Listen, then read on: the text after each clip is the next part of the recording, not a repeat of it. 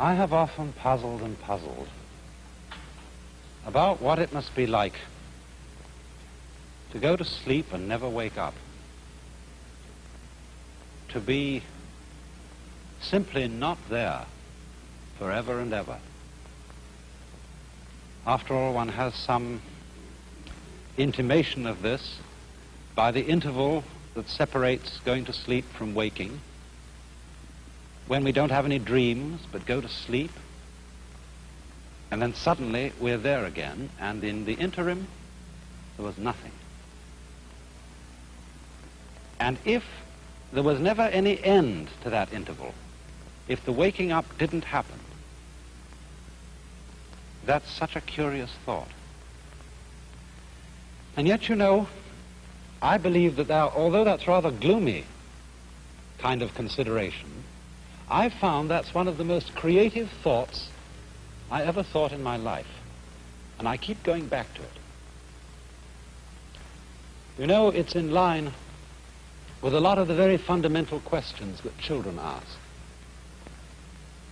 When they say, "Mummy, who would I have been if you had married someone else?"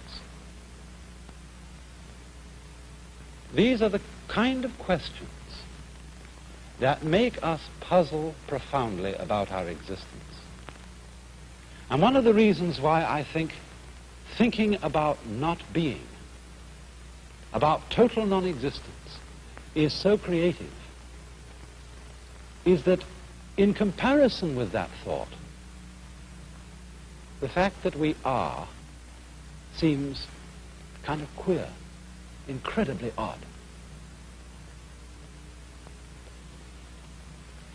But you know, in the Western world, I suppose we have two dominant ideas about what happens to us when we die. There's the old-fashioned idea that after we die, we go to another world.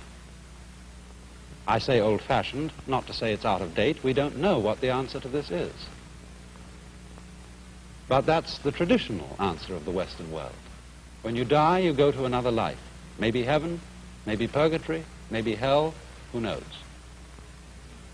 I think nowadays, though, the more general idea, the more plausible idea to many people, is that when we die, we just cease to be. That's all there is to it.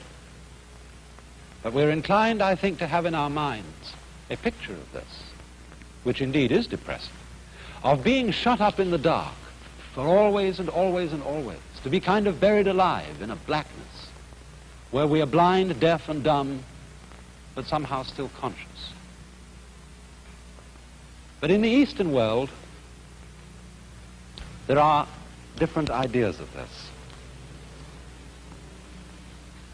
The major Eastern idea is what is generally known as reincarnation, of going through life after life after life in an endless series, a process that is represented in this Japanese print of the Wheel of Life, the Buddhist Wheel of Life. This painting was lent to me by Mr. and Mrs. Imamura of Berkeley in California. He used to be the priest of the Berkeley Buddhist Church.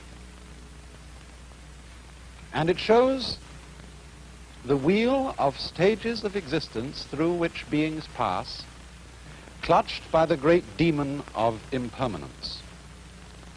This is rather an unusual representation of the Wheel of Life. Perhaps some of you have seen these before. They usually have 6 divisions in the central part of the wheel here, and this one happens to have 5, and it's the Chinese-Japanese version of the Buddhist Wheel of Life, whereas I think prints in books, I know there was one some years ago in Life magazine, usually show the Tibetan version. But what we have here, and I think what I'll do, is I'll explain, to begin with, the popular interpretation of it, and then go on to see what more philosophical Buddhists think of it in a deeper way. These then are the 5 or sometimes 6 realms of existence through which, as I said, beings pass through their various lives. We could start here, for example. This is the human world. And then next to this is the world of the devas, D-E-V-A, which we would translate into English as angel. Then this is the world of the animals. This is the world that is sometimes called the hells, only that's not quite a correct term for it. It should be called the world of the purgatories, because in this scheme of the universe, there is no everlasting state. There is no everlasting heaven and there is no everlasting hell. The demon of impermanence clutches the whole thing, and they all terminate. Next to the hells, there is the realm of what are called pretas, P-R-E-T-A. They are frustrated spirits, sometimes shown with very large stomachs and very tiny mouths, enormous appetite, but very small means of satisfying it. And the idea is, you see, that in the course of his development, the individual goes through life after life. If he does well, he ascends towards the heavens. If he does ill, he descends to the hells.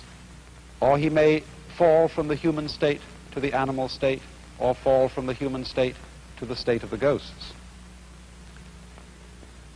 But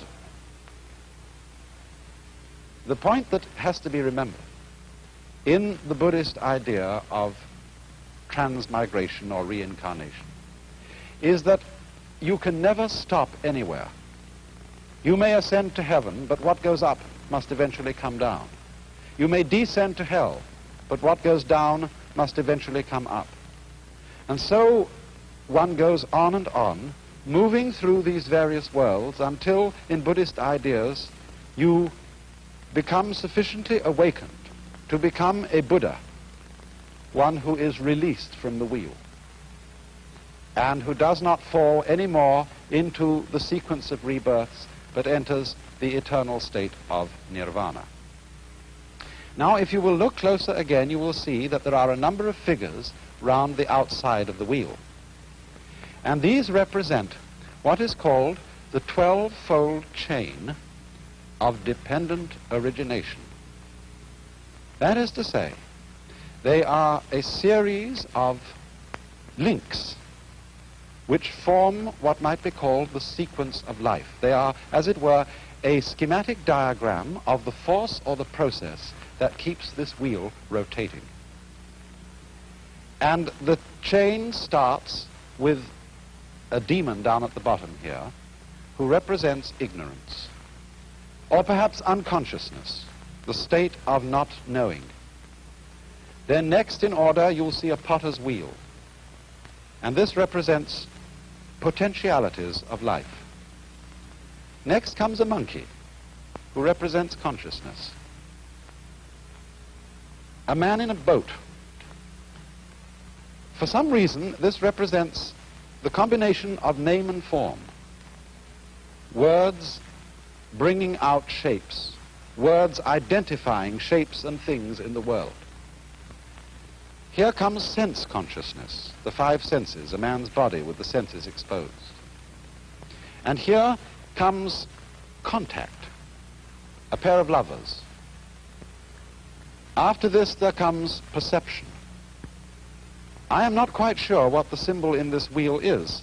It seems to show a man with a sword behind a screen and two women playing in front of the screen. The usual symbol you find here for perception is a man with an arrow in his eye, showing the pain involved in the perception of the world. The next in the link is desire. It shows a woman with twins. The next one here is called grasping, and that shows a man with a basket into which he is trying to get the fruits of life. And then as we come over round the wheel, we get a figure which means growth. I think this is one of the gods of prosperity, but it means growth, the fullness of life. Here is birth, a woman in parturition. Here is old age. And then, although the final stage of the links of dependent origination, as they are usually drawn, shows this one as the last and calls it old age and death, in this particular wheel they've been spread out so that you get old age, grief. No, excuse me, this is sickness. Old age, sickness, death, grief, compassion, suffering, and again back into ignorance. Here's another figure of ignorance, the camel being led by a blind man. Now, what I want you to notice particularly about this is that the chain represents what is called in Sanskrit the process of karma. I'm going to write that word because it's very fundamental to an understanding of this whole problem. Karma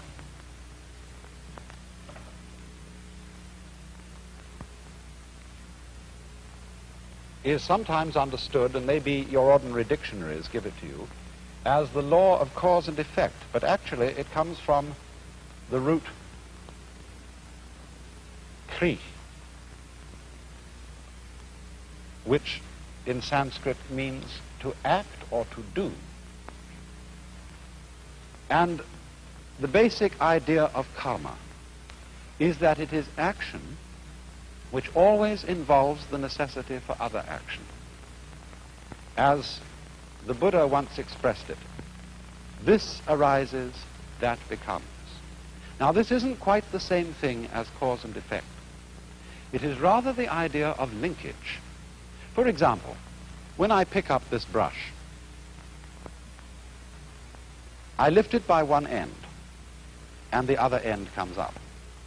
Now, we could say this is cause and effect, although this would be a rather cumbersome way of thinking about it. I could say, for example, that the coming up of the brush at this end is the effect of the cause, my lifting it at this end. But we don't ordinarily think so complicatedly about it. We think in a simpler fashion, namely, that to pick up this end is also to lift up that end because it's all one.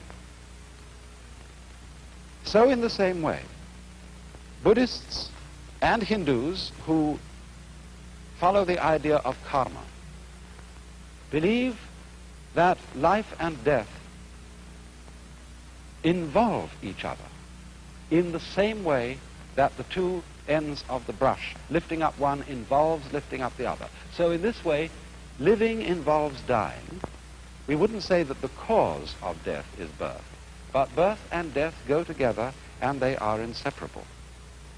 And so if we will look again for a moment at the wheel, we can see that there are these important phases of it altogether. Here it ends with the sequence of pictures representing death and suffering and its attendant grief, ending in the blind man leading the camel and the demon, which together represent ignorance or unconsciousness. But once again here we have the potentiality of life and then the monkey representing consciousness. All these things are looked upon as linked and therefore inseparable. And thus, you see, we don't look upon ignorance as the first step or the first link in the chain from a chronological point of view. We only start numbering the chain, the steps of the chain here, because one has to begin somewhere when one's talking. And so, the basic idea of this link is interrelatedness, interlockedness, so that death and life, as I said, imply each other. So that you might, speaking from the standpoint of Indian philosophy, of Hinduism, of Buddhism, you might pick an argument with Hamlet and say, to be or not to be is not the question. These are not alternatives. They are things that go together just like up and down, back and front, solid and space. Now there's another aspect to karma which needs to be considered here, and that is that karma also involves the idea of the continuity of pattern.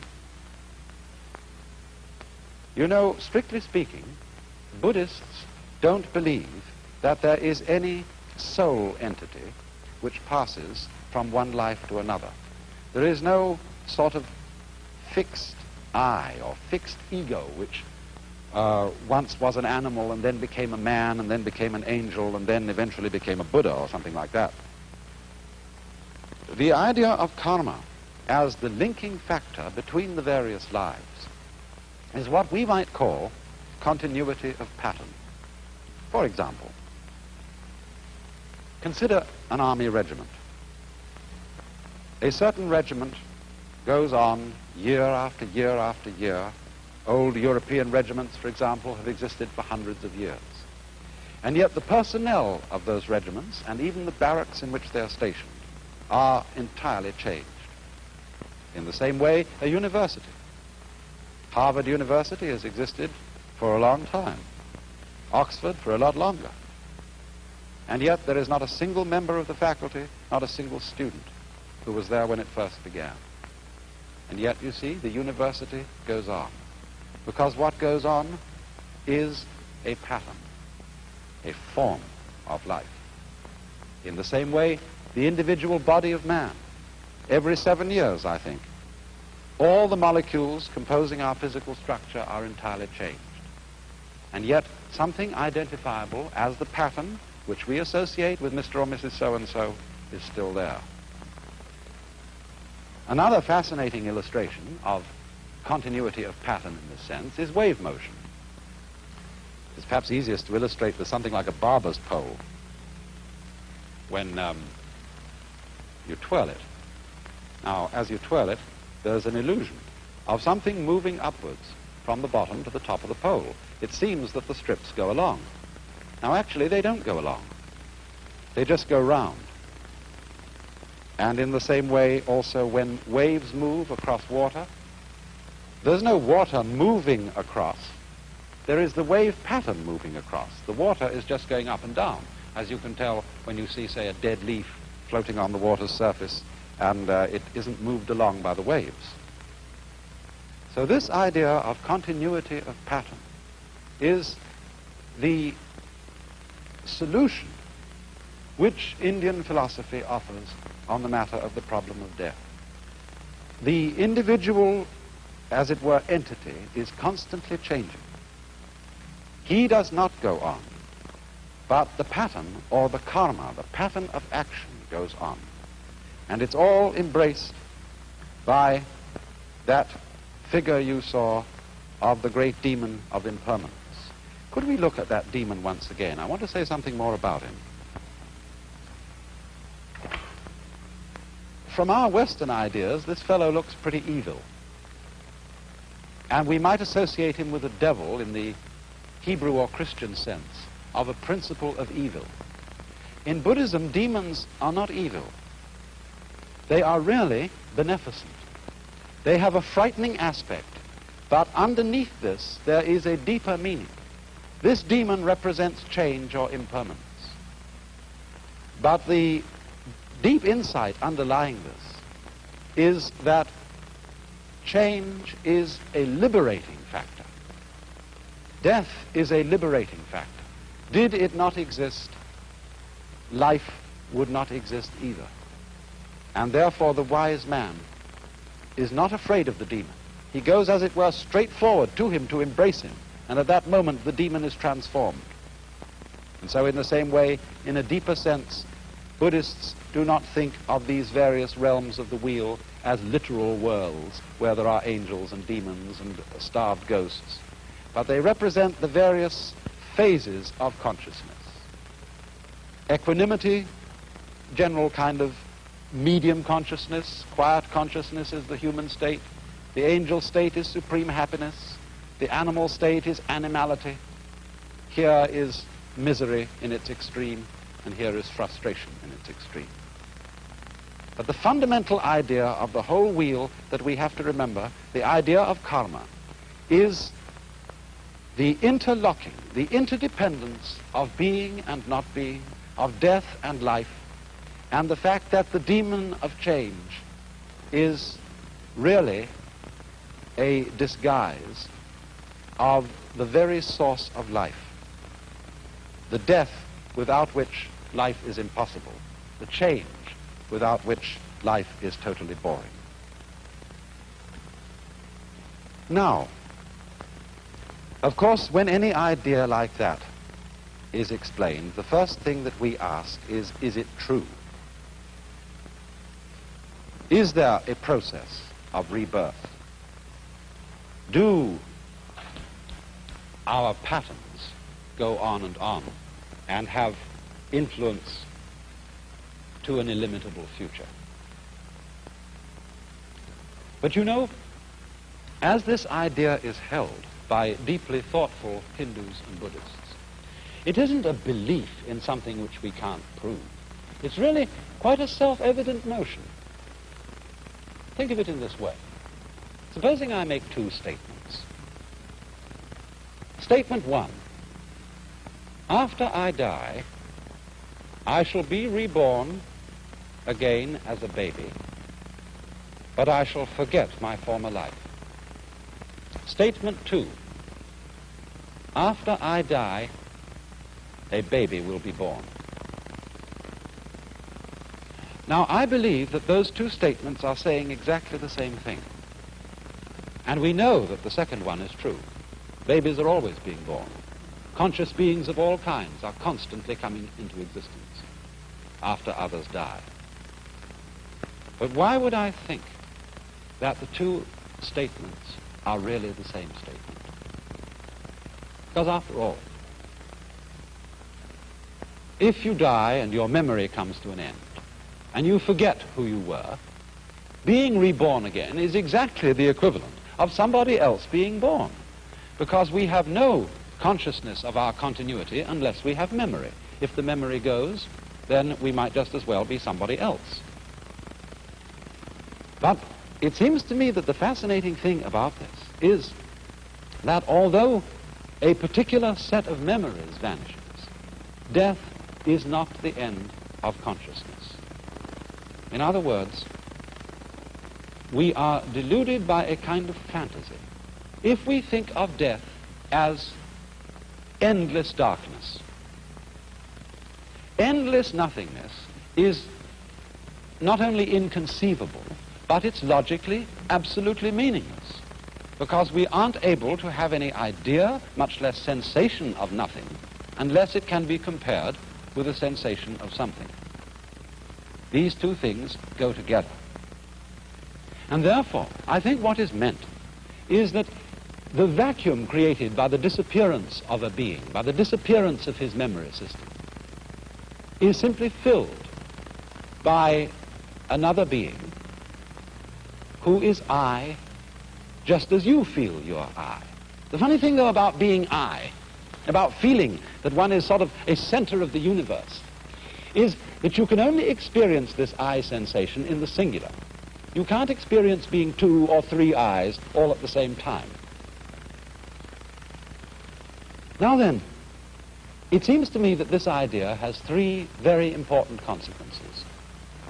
One is that the disappearance of our memory in death is not really something to be regretted.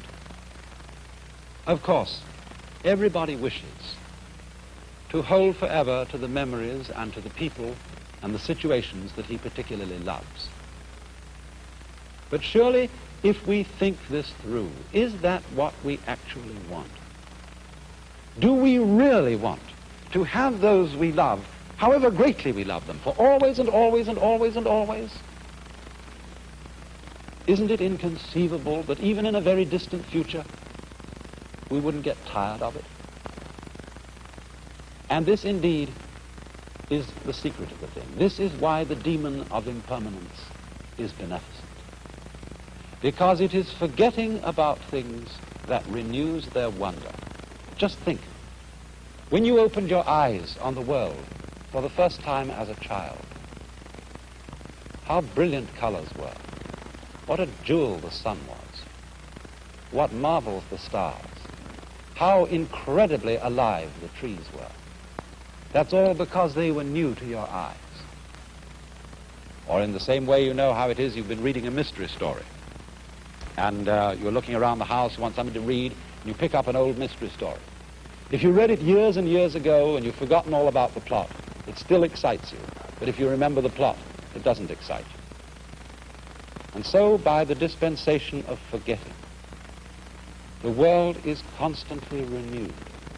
And we are able to see it again and again, and to love again and again, to have people to whom we are deeply attached and deeply fond, always with renewed intensity, and without the contrast of having seen them before, for always and always and always. Another consequence of this is a very curious realization to me. Remember that question, who would I be if my mother had married someone else? Who, if I were you, we often say, one might so easily have been you. I might so easily have been born in China and India. Why do I feel that the world is centered in this place, as distinct from some other place? You jolly well know the world is centered where you are. And this gives one a very strange feeling of the idea that other people jolly well exist in the same sense you do. Everybody's name is I. That's what you call yourself. So there will always be I's in the world. Every I is in a way the same I. We all might be anyone else. And there is no escape. It goes on and on and on and on. So long as there is consciousness anywhere, there is I. You then, in a way, look out through all eyes. And that, perhaps, is the secret of the great virtue of compassion.